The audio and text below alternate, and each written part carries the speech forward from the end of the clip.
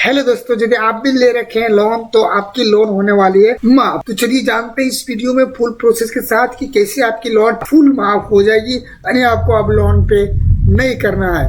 तो full process पूरी जानकारी के लिए आप इस वीडियो में शुरू से अंत तक बने रहें, जरा से भी स्किप ना करें, नहीं तो आपसे इम्पोर्टेंट छूट जाएगी फ्रेंड्स।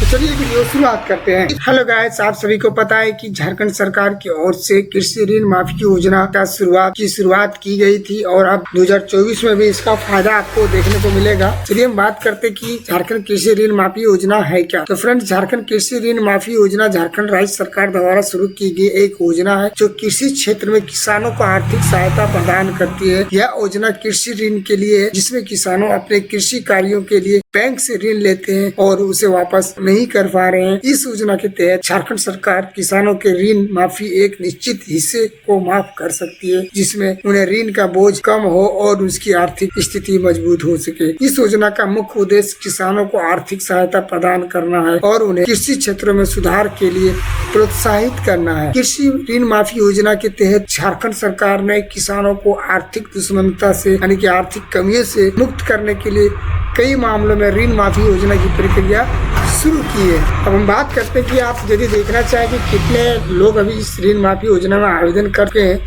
आप यहाँ देख सकते हैं फ्रेंड्स, कुल कितने किसानों ने अपना डाटा इस पोर्टल पे अपलोड किया जिनका ऋण माफी की योजना की प्रक्रिया चल रही है। तो वो है 4,71,235 और कुल ही KYC कितनी हुई तो 4,97,950। बात करें तो सफल ऑनलाइन भुगतान कितनों लोगों की भुगतान कंप्लीट हो चुकी है तो 4,73,334 और PFMS के अधिक कितने हैं 3,935 और जितने भी लोगों ने आवेदन किया उसमें से रिजेक्ट करने के हुआ 20,681। रिजेक्ट क्यों हुआ? बैंक द्वारा गलत डाटा अपलोड करने के कारण। अब चलिए नेक्स्ट बात कर लेते हैं कि झारखंड कृषि ऋण माफी योजना के तहत कौन कौन से लोग आवेदन कर सकते हैं। तो फ्रेंड्स, अब चलिए बात करने वाले हैं कौन कौन से किसान, कौन कौन से ऋण धारक इस योजना के तहत अपना आवेदन कर सकते हैं। तो सबसे पहले आप यहाँ देख सकते हैं फ्रेंड्स, लिखा हुआ इस योजना के लाभुक नियमानुसार होंगे। तो नंबर 1 रैयत किसान जो अपनी भूमि पर स्वयं कृषि करते हो। नंबर 2 गैर रैयत किसान जो अन्य रैयतों की भूमि पर कृषि करते हो।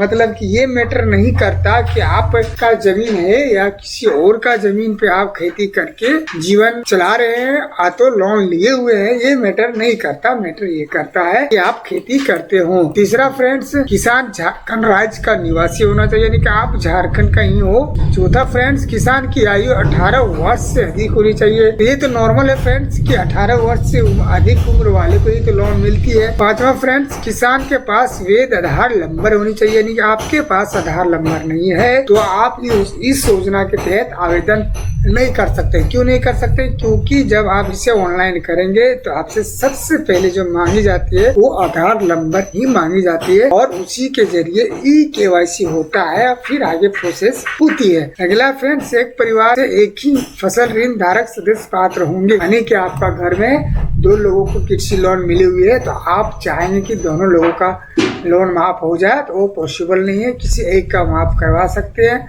लेकिन आप चाहेंगे कि दोनों ऑनलाइन कर दें तो फ्रेंड्स आपको बता दें कि सबकी नाम राशन कार्ड में होती है और राशन कार्ड में सबकी आधार नंबर लिंक होती है। तो इससे ये पता चल जाएगी कि एक ही घर के 2 सदस्य हैं और जैसे ये पता चलेगी हो सकता है कि आपका आवेदन रद्द कर दिया जाए।